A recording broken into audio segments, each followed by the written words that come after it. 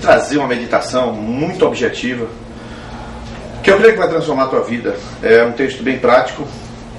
Nem todo que me diz Senhor, Senhor entrará no reino dos céus, mas aquele que faz a vontade de meu Pai que está nos céus. Muitos naquele dia hão de dizer: Senhor, Senhor, porventura não temos nós profetizado em teu nome? E em teu nome não expelimos demônios, e em teu nome não fizemos muitos milagres? Então lhes direi explicitamente: nunca vos conheci. Apartai-vos de mim os que praticais a iniquidade. Todo aquele, pois, que ouve estas minhas palavras e as pratica será comparado a um imprudente, que edificou a sua casa sobre a rocha. E aí você sabe o restante, e lá na frente diz: todo aquele que ouve essas minhas palavras e não as pratica será comparado a um homem insensato que edificou a sua casa sobre a areia. Interessante que Jesus, ele veio ao mundo, mas ele não deixou um livro. Ele foi embora, não deixou nada escrito. Nada escrito. Ele escreveu na areia, lá em João capítulo 8. A água provavelmente veio, ou enfim, sumiu, desapareceu daquele lugar, aquela escrita, mas não deixou nada escrito.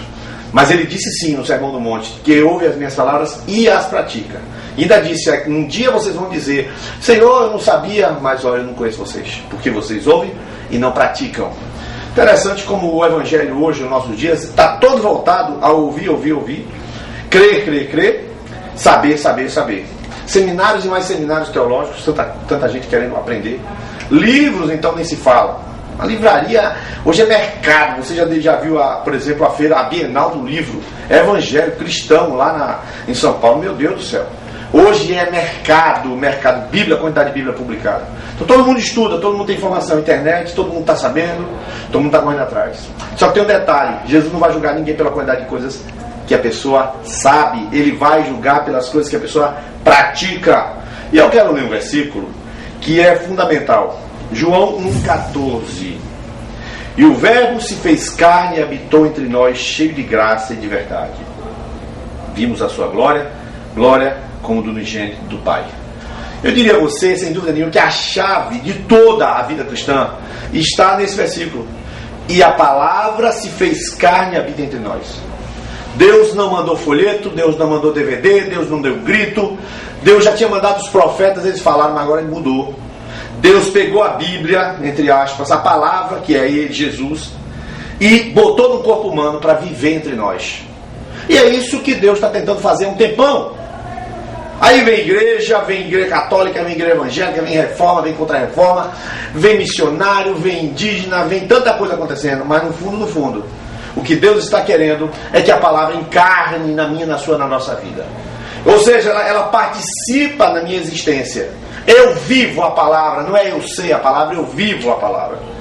E eu estou falando isso porque o evangelho está aí, que você pergunta assim, o sujeito vive. Eu estava numa célula, nós estávamos, eu e minha esposa, dirigindo uma célula, e a pessoa que foi entrar numa célula, um camarada muito inteligente, muito preparado, e ele fez a seguinte inquirição antes de ir para a célula. Ele procurou, aquele pequeno grupo, a gente chama de célula, ele procurou saber primeiro, eu na época como empresário, se pagava em dia os impostos, se eu era uma pessoa correta no aluguel, onde eu estava instalado, como é que eu agia, como é que eu procedia com os empregados, para depois ele ir para o pequeno grupo, para aquela célula. Ele está correto, porque a maioria das pessoas estão falando o evangelho, mas não estão vivendo o evangelho.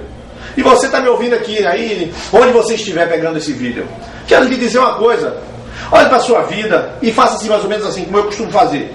Abra a Bíblia assim, aleatoriamente, na doida, assim, ó, e meta o dedão. Vamos ver que está praticando. Aqui, ó, 1 Coríntios 12, verso 3. Por isso vos faço compreender que ninguém que fala pelo Espírito afirma anátema a Jesus. Por outro lado, ninguém pode dizer Senhor Jesus senão pelo Espírito. Eu caí num texto aleatório de Coríntios, mas eu algumas vezes faço isso para saber se nós estamos vivendo o que a Bíblia diz para viver. Porque se isso aqui não for para viver, tesoura isso aqui, corta isso aqui, e a gente joga fora. Aí sai cortando tudo que é pedacinho que não vive.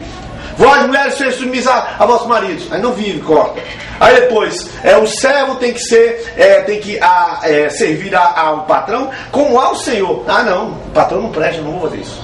E daqui a pouco a gente corta totalmente tudo aquilo que a gente tem, sai cortando, não tem mais Bíblia. A Bíblia deveria ser vivida, mas a Bíblia está dentro da cabeça das pessoas e não na vida. Eu fico pensando onde é que a gente vai parar, e depois chama isso de igreja, depois chama isso de vida cristã, depois diz que Deus está na vida dessas pessoas. Está na vida uma conversa, está na cabeça, está na cabeça, mas não está na vida. É por isso que o verbo se fez carne. E para terminar, estou falando curtinho. E para terminar, nem todo que me diz Senhor, mas Senhor entrará no reino dos céus, mas aquele que faz. Aí fala, todo aquele que ouve as minhas palavras e as pratica, edificou a casa sobre a rocha. E aquele que ouve e não pratica, edificou a casa sobre a areia. A diferença de um da rocha e da areia não está em ouvir, não está em decorar.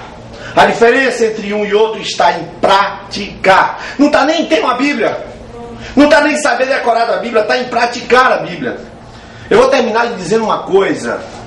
Se você, olha como eu vou lhe dizer, se você estudar a palavra de Deus com aquela ânsia, aquela fome, que Jesus disse lá em João 7,37, quem tem sede vem a mim beba, com essa mesma fome que aquela mulher samaritana também tinha sede.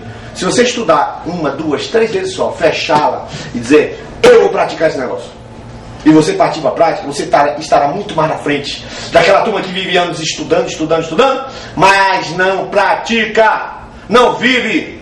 O Senhor não vai julgar palavras, vai julgar obras. O Senhor não vai julgar, as pessoas acham o que elas pensam. Ele não vai levar as cabeças das pessoas. Ele vai levar as pessoas que viveram e semearam com a sua vida as obras que o Senhor mandou. Como diz Efésios 2,10, obras que de antemão Deus preparou para que andássemos nelas.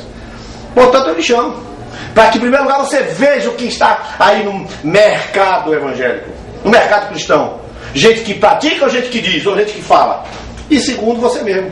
Eu que lhe pergunto se você é um camarada que vive, que decidiu praticar, decidiu e o verbo se fez carne, ou você é aqueles camaradas que, boa palavra, gostei da pregação de domingo, ó, bulhufas, não serve para nada. A sua opinião sobre a palavra, ou as opiniões sobre a pregação, não serve para nada. O que serve é aquilo que você encarna e aquilo que você vive. Deus nos chama para uma prática radical, na raiz da nossa existência. Que Deus te abençoe.